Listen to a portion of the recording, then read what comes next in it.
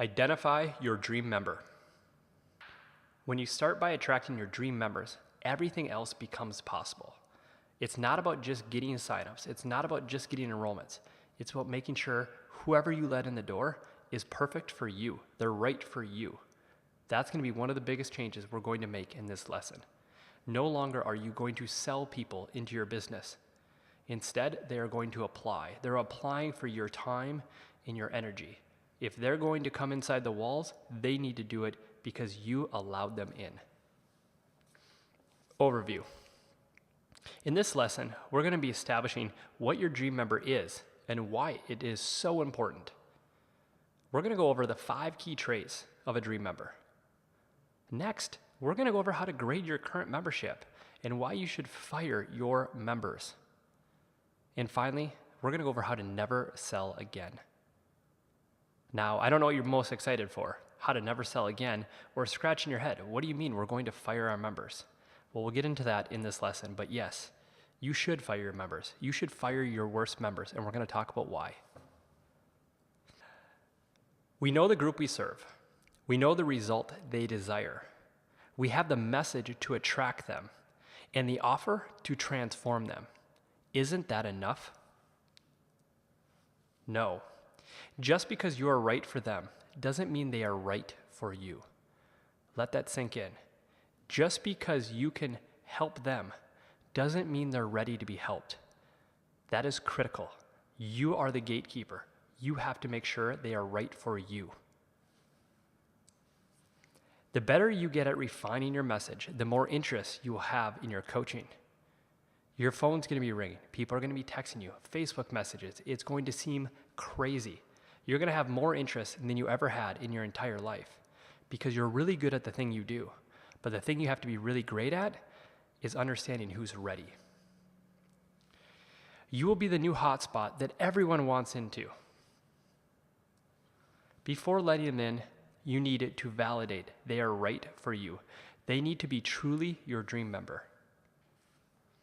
A dream member is someone who meets a specific set of irrefutable laws.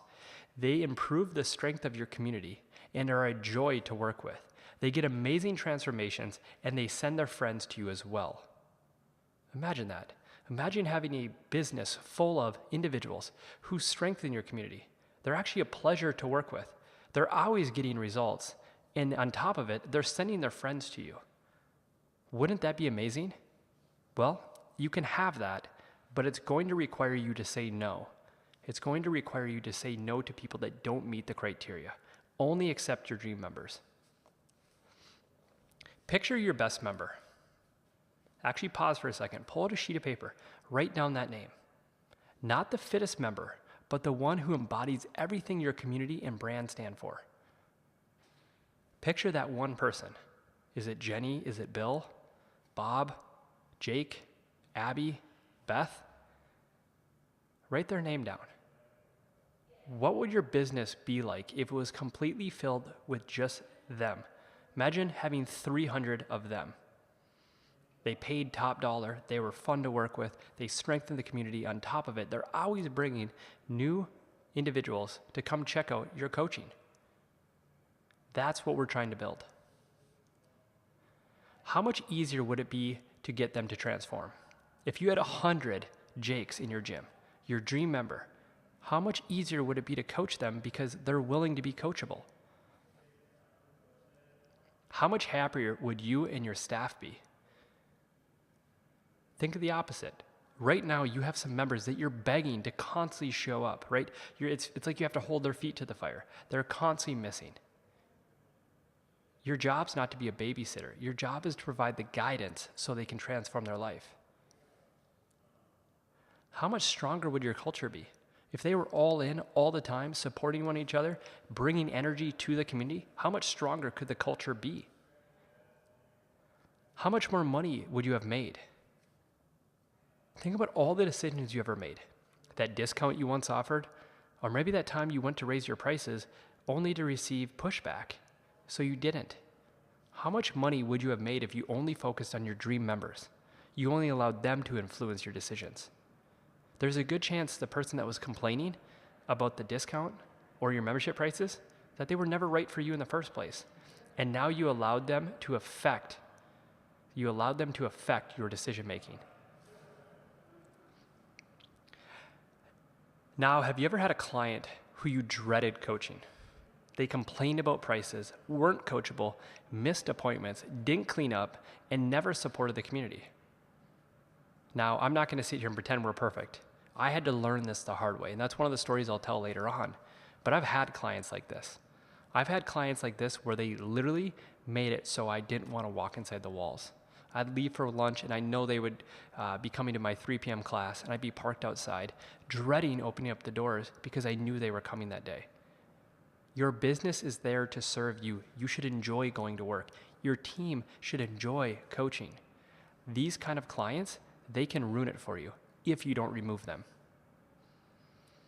Those individuals are going to be stealing your time, energy, not getting the results, and stopping you from helping those who desperately need your coaching. That last part of the sentence might be the most important part. They're actually stopping you from helping those who are desperately in need of your coaching. They aren't truly committed to the desired state, and they never will get there. These members suck your passion dry and kill your business. Your goal is to avoid them at all cost. I wish we could help everyone, but because of the level of coaching and involvement, we can't help everyone at once. It's my job to find the very best people for our program. It's not for everybody. I only want people on board if they have what it takes to be successful. I'm going to ask you a series of questions, and these are things you're either committed to or not. So they are simply a yes or no answer. That paragraph is the exact paragraph I've used for the last 8 years. Some of you in this program have heard it directly out of my mouth. That is how we stop individuals from entering our business. We flip the script and we make them apply. More on that later.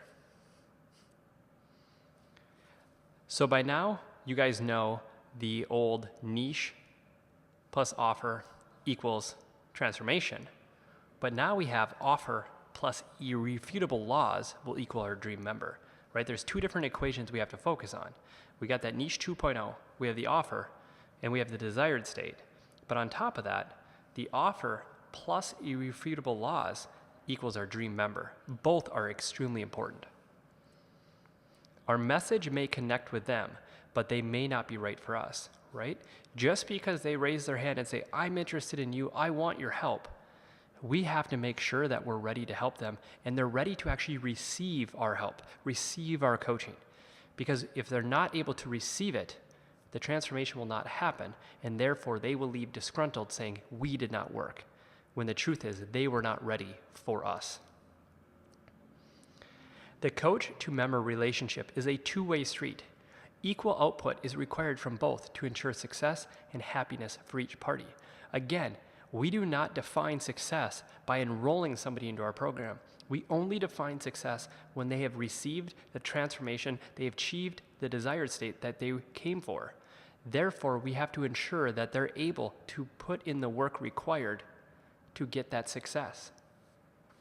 Our members measure the success of the coaching relationship based on our ability to make good on our initial promise and deliver them to their dream state.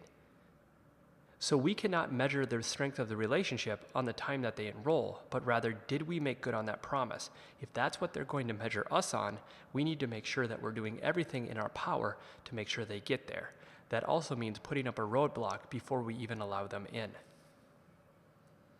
Since we know this to be true, we have to make sure they are not only ready to activate, but will finish the accomplish phase.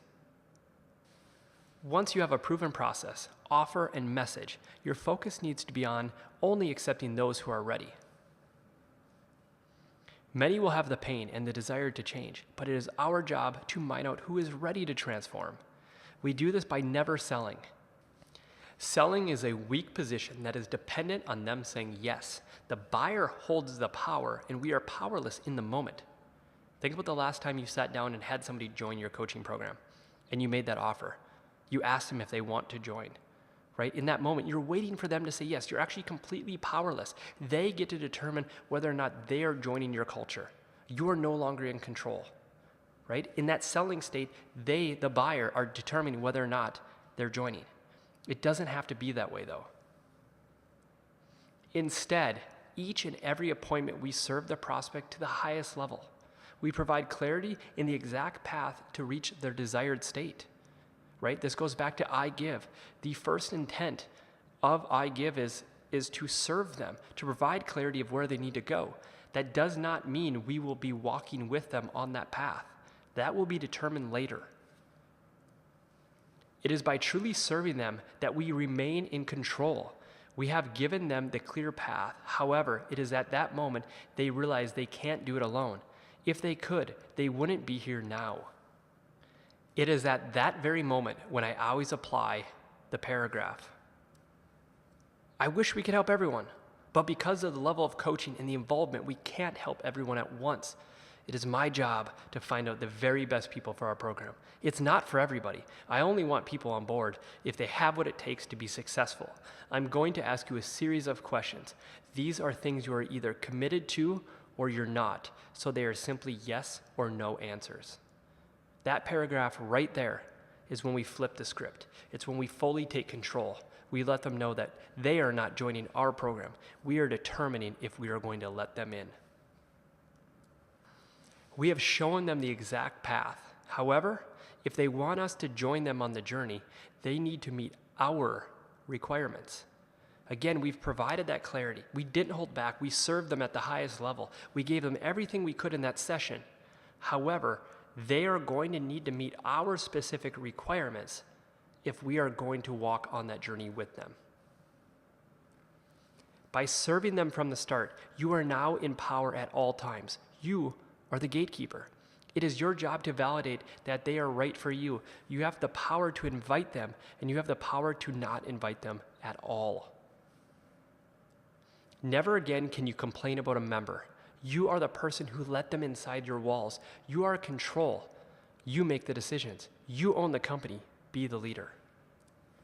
During the enrollment phase, on average, 30% of people never get asked to enroll into our coaching program. Think about that. 30% of people that make it all the way through our enrollment meeting, we don't even ask them to join the program because the enrollment meeting is to give, it's to serve them at the highest level. The end of that meeting, we are making a determination if they were somebody we would want to work with. That's where that paragraph comes in. Some people, we don't even use that paragraph on because we know that we're not a good fit. And if we're not a good fit, it would make no sense to have them join our program because they'll never get the result. Again, if you're going to serve them at the highest level, sometimes that means referring them to somebody else. The better you become at weeding them out at this phase, the easier life will be.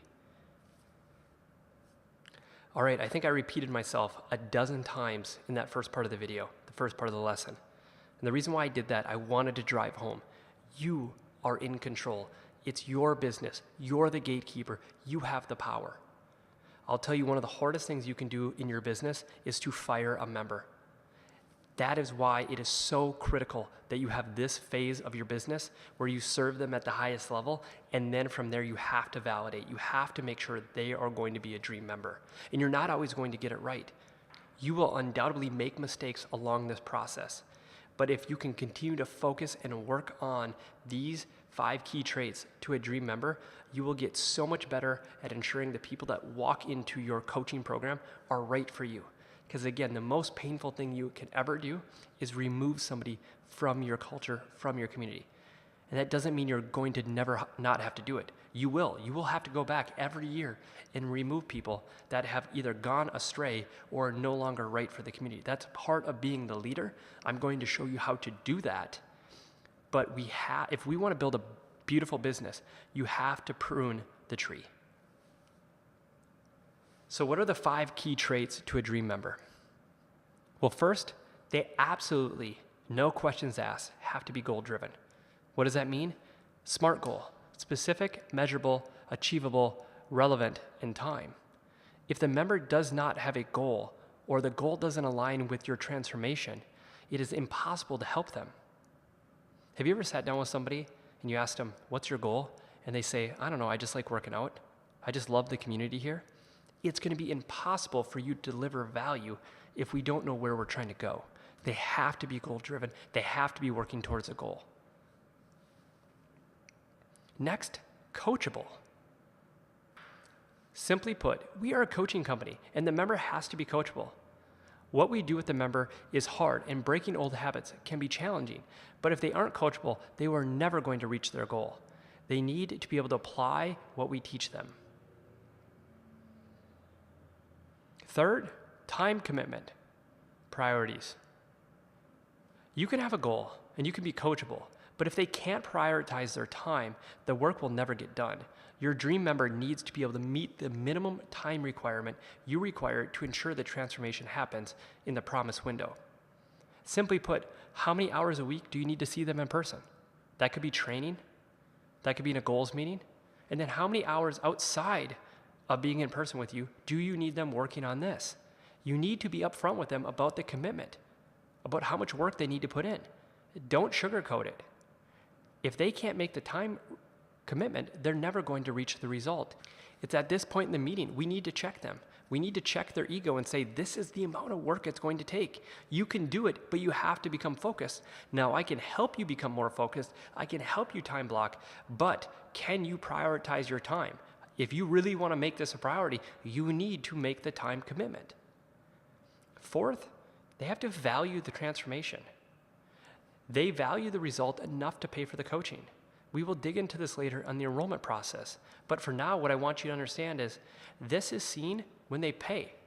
By paying what your time and your coaching and that transformation is worth, they are validating they see the value in the transformation. That's truly the sign up. That's the enrollment. If they say, yep, I'm goal-driven, yep, I'm coachable, yep, I'm willing to put in the time, yes, I really want it, but they won't pay you, they don't value that transformation. They could say, I don't have the money right now, right? They give all these different excuses. But the truth is, they drove there. They have the iPhone in their pocket. They have shoes on their feet. Like, they just simply don't value getting to that goal, or they don't value you enough to pay you.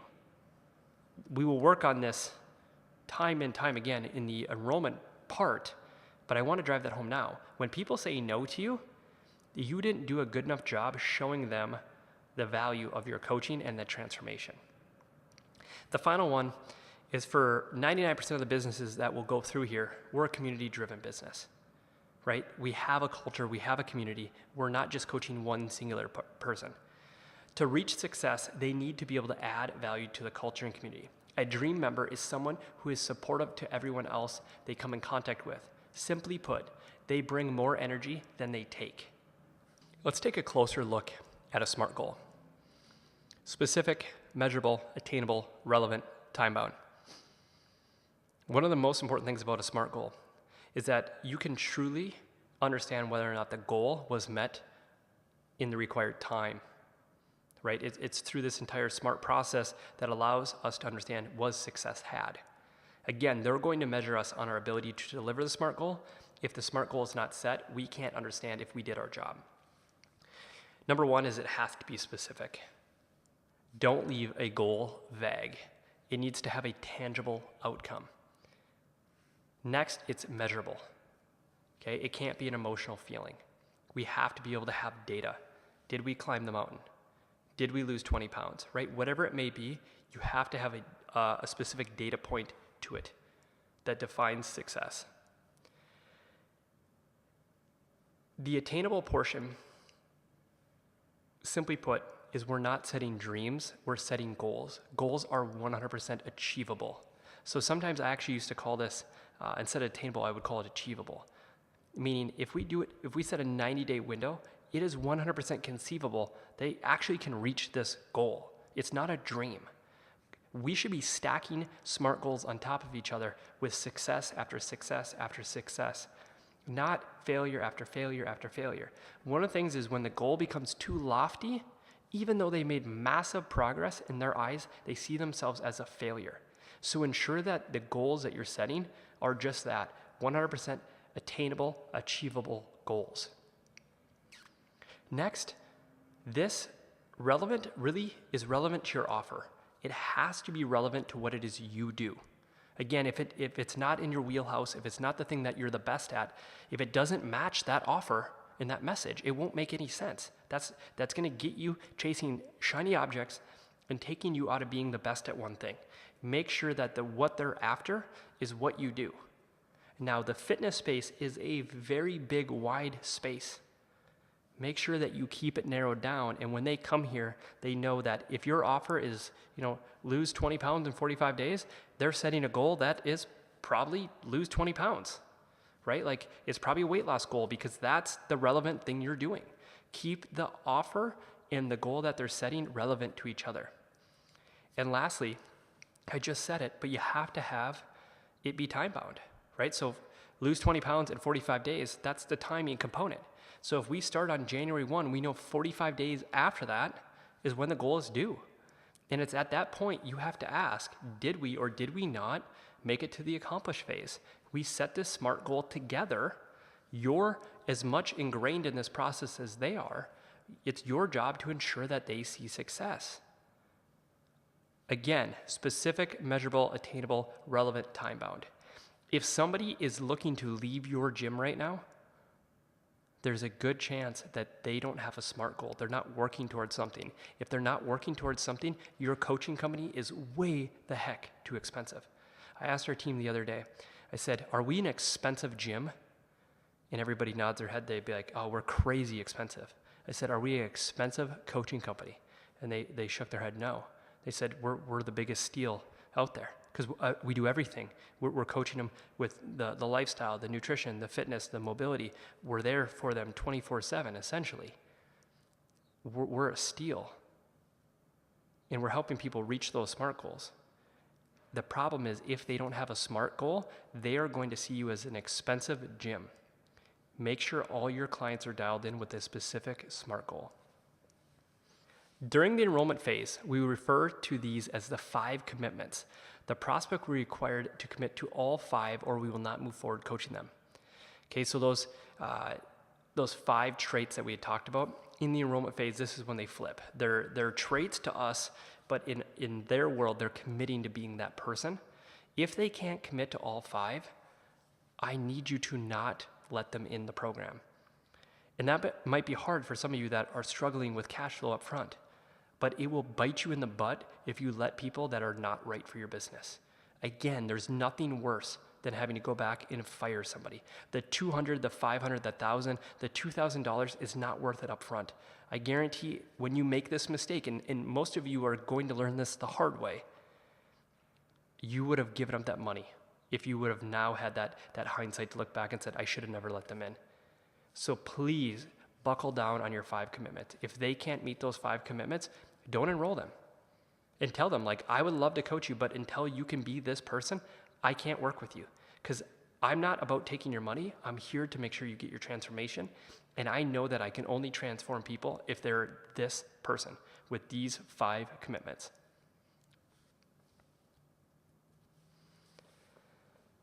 So again, think back to your current membership. What would life be like if they met all 5 commitments? And I mean your entire membership. All right, little story time. So you guys now know when I first got going with my business, it was pretty rough. And the truth is I didn't have an offer. I didn't have a message. I didn't even really have a niche nailed down. And I didn't understand my result. Over time, out of complete fear of going bankrupt, I actually figured that stuff out. It wasn't until about 22 months later that I took my gym from essentially no money to $64,000 in a month of EFT that I realized I made a massive mistake. It was that moment I actually drove to Starbucks and I was sitting outside my parking lot and I was looking at the door and it was, I think, 3 o'clock at the time. And I knew some of the members were coming to class.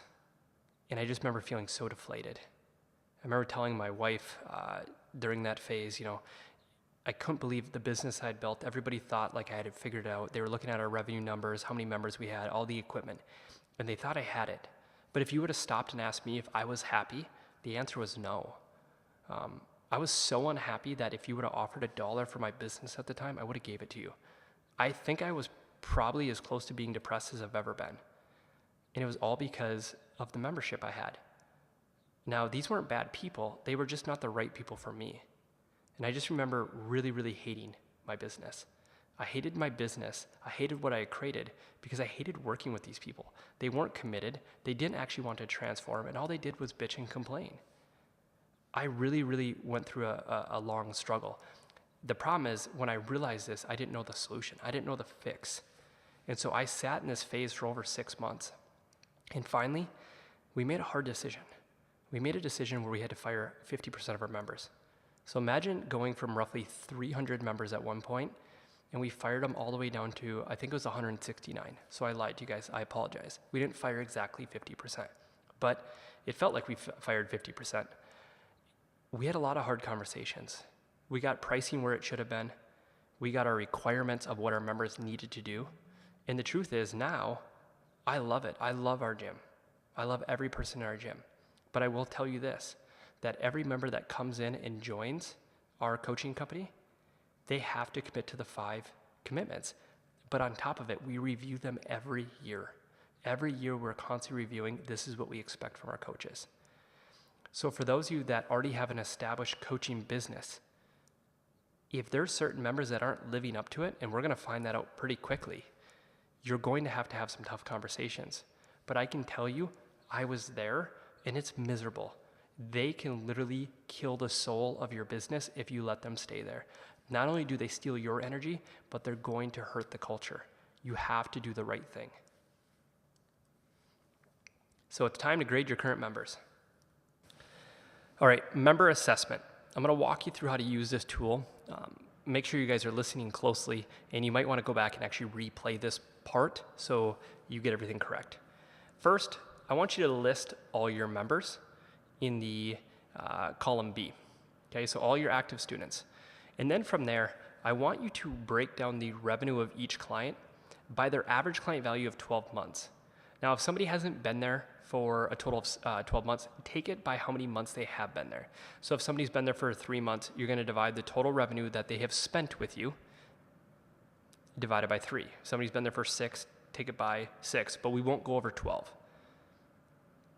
The reason being is that when we take it and we divide it out, we see the average client value. It's going to allow us to understand the average versus the people that have been there for 12 months. It'll skew the data. From there, we'll fill out the ratings. We'll review the results, and then we're going to focus on the dream members. So I'll get into 4 and 5 here in a moment. First, fill out the ratings. This is going to be an interesting part for you to fill out. And I've actually done this with all of my team members. Optimists will always give better grades, and pessimists will always give lower grades, and realists will kind of give a true grade. What I want you to understand is somebody that is an A, it is an all-the-time behavior. Okay, it's an all-the-time behavior. If it's B, it happens pretty much all the time, right? Pretty much all the time, but not perfect. If it's a C, it's sometimes. If it's D, it's rarely, and if it's F, it's never. Now, on something like the cringe factor, the C that is represented in client ABC, that would represent somebody that is like what I would call neutral. You don't love them, you don't hate them, you're just kind of neutral on them. So again, you can use A, B, C, D, and F to rate all the time, pretty much most of the time, average, rarely, and never. Or you can use the ranking scale as neutral, I like them, I love them, not that kind of love, and then I don't mind them, and then finally I don't like them. So cringe factor, client ABC, they're just neutral to me. I don't necessarily love them, but I don't hate them. They're just neutral. Do they pay on time? So question 2, do they actually pay their bills on time? This shouldn't be an issue for most of us in the business, but we do have those clients that every now and then you got to chase them around. So do they pay their bills all the time on time, most of the time, sometimes? Okay, pretty simple question. And then ACV revenue. You're going to have a set threshold in your business of what you'll consider the bar. The bar would be, so for our business, as an example, is $200. That's a C. So if somebody's at $300, I might give them an A. If somebody's at $250, I might give them a B. If they're at $200, I'll give them a C. If they're at $185, it might be a D. And if they're at anything below that, I don't know how they could get below that, they'd be an F, right? So average client value revenue. Really what we're trying to understand is they're paying that base coaching membership. For a lot of you guys, it'll be $300. But are they buying things above and beyond it? Are they setting up PT sessions? Are they buying supplements regularly? Are they buying apparel, right? These are all opportunities to improve that behavior. So a C is going to be the bar, right? A C is just getting by. If somebody's just paying their membership dues, they're probably a C. Now, if they're paying their membership dues plus having purchases that go above and beyond, they might be a B. If they're having purchases that go above and beyond, like in retail, and they're getting PT, that's probably an A, right? So again, break that down. Understand, though, that C is the bar. Don't give somebody that's at the bar an A. Again, you have to call it what it is. They're meeting the minimum requirement, which is C. Next, communication. Do they communicate with you well? Again, C, 2.0 in school, that's the bar. That's the minimum required. So are they amazing to communicate with? They're really clear. There's always great clarity. They're easy to work with. They respond back quickly. They always attend to all their appointments. That might be an A. And a B might be somebody that's really great to communicate with, and they do a good job. And then C is like, they do a good job. They're good enough. That's a C. All right, let's slide into the immutable laws. So first was member behavior. Now we're going to slide into those 5 critical laws that we talked about. Again, we should have reviewed these at the time at which the member joined the coaching program, and then I like to review these once a year with the entire coaching community and our membership. But again, right now, let's break it down. Is the member goal driven and they have a SMART goal set? So again, C is at the bar, B, A, and then we have our D and our F. You're going to give them a grade. So do they have a SMART goal? All the time, most of the time, and they're driven. Again, they have the SMART goal and they're driven to reach it. Well, that might be a B. Next, we have coachable. When they're given feedback, how do they take it? Do they take it well, and do they go apply it all the time? Most of the time, some of the time, rarely, and never. Again, you got your A through your F. Next, time. Is the member able to organize priorities in their schedule and meet the minimum requirements to reach their SMART goal? So are they constantly coming to your coaching classes? So it could be in person. Or are they doing their training outside, right? Are they putting the time in? That's the question you want to ask. If they're constantly on the call sheet because they've never been in every week, that would be somebody that you're probably going to give a D to, right? If they're just showing up 3 days a week, meeting the minimal standard, probably a C. If they're going above and beyond, it might be a B. And if they're there 5 days a week, like clockwork, plus they're doing their stuff at home, that's an A. Again, don't be over generous. Be real with where these people are at. This is the opportunity to improve the relationship with them. Next is value. Is the member able to see the value in the result in the coaching guidance? One of the big things with value is they're not complaining about price. They're not asking for discounts. They really value the relationship and that result. Next is value. Is the member able to see the value in the result, the transformation, and the coaching guidance? And then finally, community driven. Simply put, are they putting more energy in? Are they high-fiving people after a training session? Are they in the social platforms supporting one another? Are they showing up to events? Are they all in? Again, rank them again. You know, a C might be somebody that comes to one of your group classes. They throw up a couple high fives. They're not doing anything great, but they're not doing anything to discourage the community either. Member advocates. Finally, we have testimonials, referrals, and history. So with testimonials, this doesn't just refer to, you know, the Facebook review, the Trustpilot review. What we're really looking for is that through either verbal, which is a little bit harder to track, but and or public, through social channels, they're leaving a positive experience. So you can see this through somebody like checking in on Facebook per se. Like they're checking in all the time and saying, just finished working out and it was an amazing class. Today we worked on deadlifts. Really, they're just being an advocate of the brand. They're leaving that testimonial. Now, there's the other side of it is, are they doing the before and after photos and getting that result and we're capturing it? A little bit of that is on us. What I'm looking for more is that verbal or actual written testimonial through their social channels. They're being an advocate of the brand in that way. A step beyond that would be actual referrals.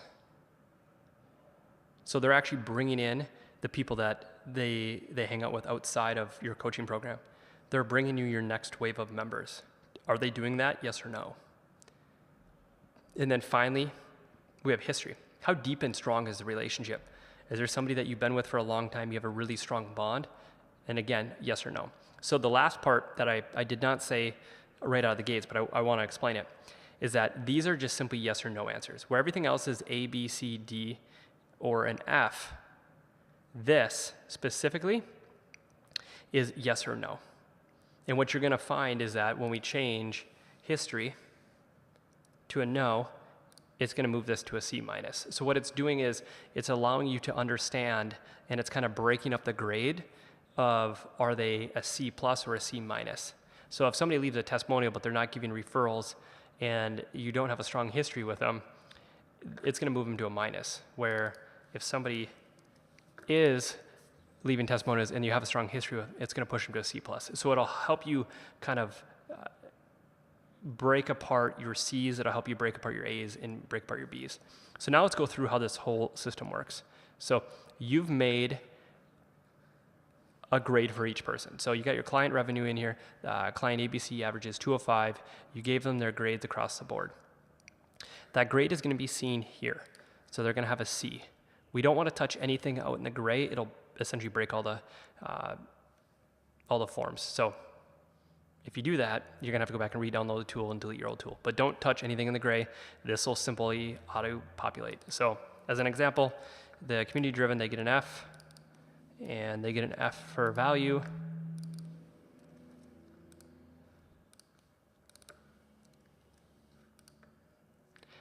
All right, so after giving this person, they must have some good grades on the other side.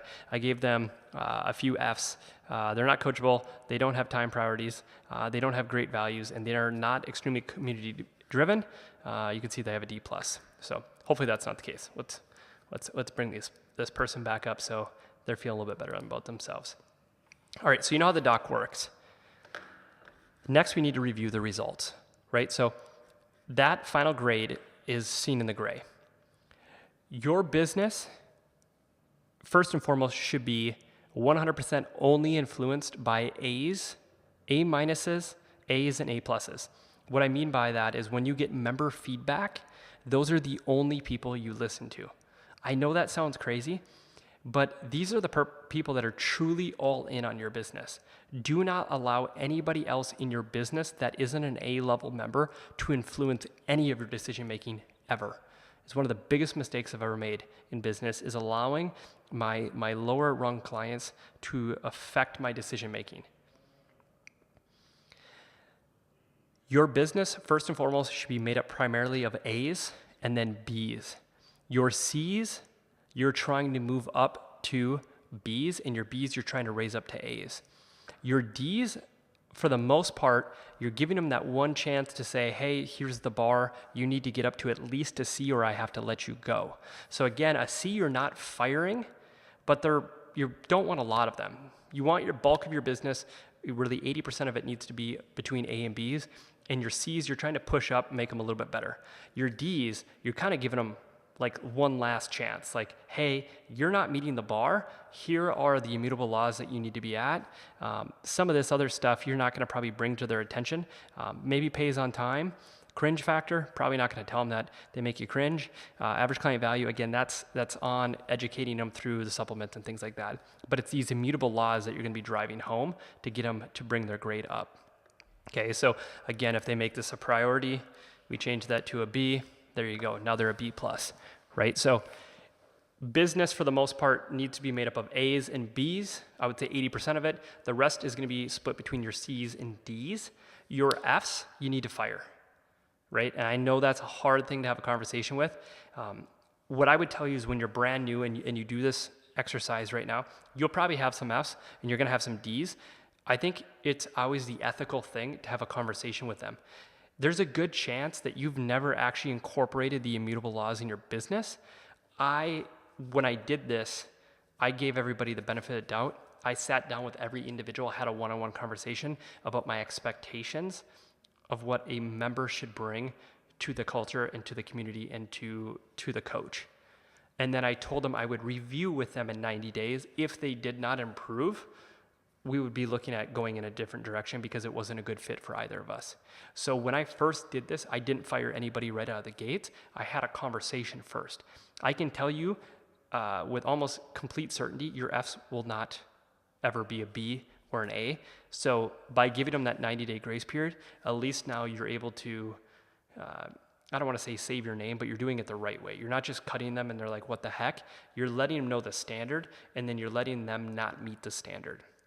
Very important to handle it that way. So if you have questions about this, first and foremost, grade your members, become aware of it, and then you can also add this up. You could play with it and give your gym, or your coaching company, you should give your coaching company an overall grade. So add all this up and then divide it by how many actual active students you have, and there you go. From there, like I said, build a business around A's, only listen to your A's, try to get your B's to become A's, and try to get your C's that are just at the bar, their head is barely above water, push them up to be a B. And then finally your D's, you're trying to push them up to the bar, otherwise you know you're gonna let them go. After you've done this one quarter, your F's are just gone. You're not trying to push them up, but the first time you do it, you wanna give them that one first chance. But after everybody is aware of the immutable laws, after that, it won't matter, right? Like they've been educated one time. If they're an F, you gotta cut them loose because they're killing your time, they're killing your business, and they're killing your culture. All right, so I just took you through and I taught you how to grade your current members. Again, this is the exact exercise I used when I was kind of having my freak out moment and I really, truly hated my business. It was tough, and like I said, I sat down with all my membership. I informed them of the expectations, the commitments that I need, and I made them actually sign a little sheet saying this is who they were going to be. After 90 days, I had more sit-downs. I did not sit down with every person this time. I sat down with my F's, and I sat down with my D's. And that's when I started cutting members loose.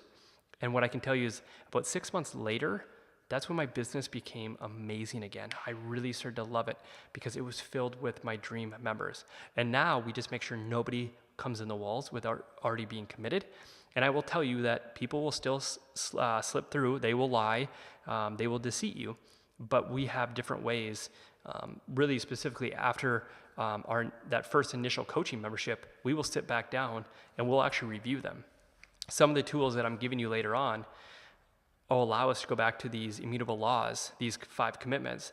And after that first phase, there's people that lose 20 pounds and reach their goal, and we don't invite them to the next phase because they're not being one of the dream members. Again, that is probably the most powerful mindset you can have, is that even if they get a result, it's about they need to be the person that you need to coach, and they can't be anything less than that.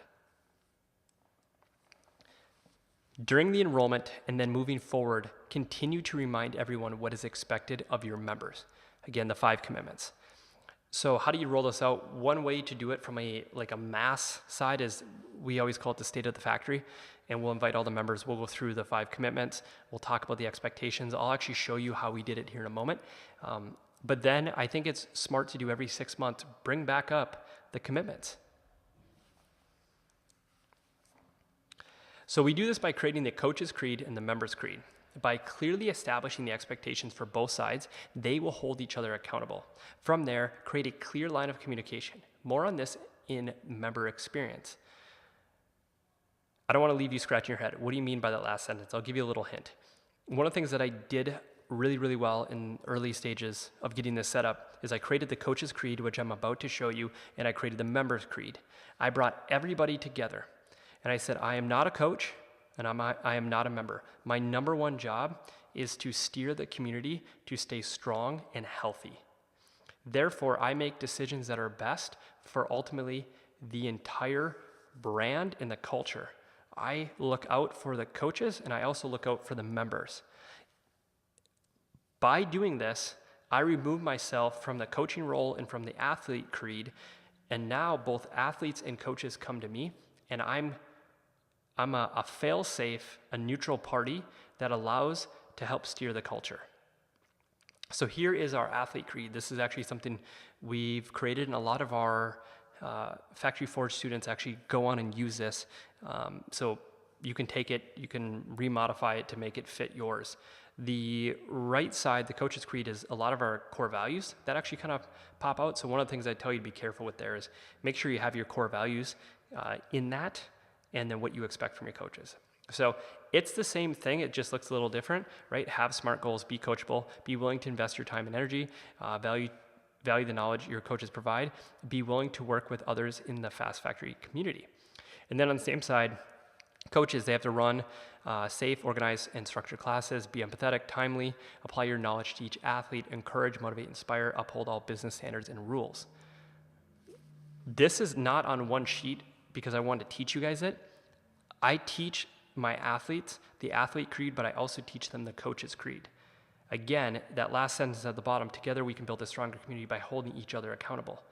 I taught my athletes what they need to expect from the coaches, and I taught my coaches what the athletes are going to expect from them, and then vice versa. By sharing that creed on both sides of the business, you made it very clear that the coach, if they're not timely, an athlete will instantly know that that is part of the creed, and they will red flag it, and they will bring it to me before it flares up and hurts the business or the manager. Again, we have a clear line of communication where an athlete can bring something to our attention and it will not be held against them. And a coach can bring something to management's attention and it will not be held against them if an athlete or a fellow coach is not following the creed. Again, this is one of the most powerful tools that we've implemented in our business. So every year you should review your entire membership and you should fire 10%. What that's going to do is at a certain point, you're going to hit your glass ceiling. And by firing the 10%, the worst part of your members, the F students and the D students that just will never rise up, it's going to free your time to actually go serve those that are actually going to get transformations. We know that people at the D and F level will not transform. They're not willing to put the time, the work in. They're not willing to do the process. It's better to cut them loose and help them find a place that better suits them. It doesn't mean they're going to be a failure forever. It just means that your system is not designed for them, and you shouldn't be wasting your time and energy trying to get them to change who they are from a DNA level. Every quarter, you should review your entire coaching staff and work with them on how to meet the bar. After 2 quarters, if they're not making improvements, then we find a different role for them. We teach this more in our mastery coaching program, but what I can show you guys is that this exact tool, I also created the same thing for my coaches, and we review them. We will review them every quarter, and we will talk to them about, are they at the bar? Are they doing well? Are they doing really well? Are they below the bar? And just having that clarity of what those expectations are, again with that coach's creed, it allows them to have a clarity to go out and actually succeed in their role. Again, nobody wants to fail in the role. Nobody wants to fail as a member, and nobody wants to fail as a coach. Clarity is going to solve a lot of this. And I know that this is about establishing our dream member. I just wanted to kind of show you guys how we take the same similar tool and we actually use it with our coaches, and we review our coaches every quarter with that same tool. Okay, let's get back to your dream members.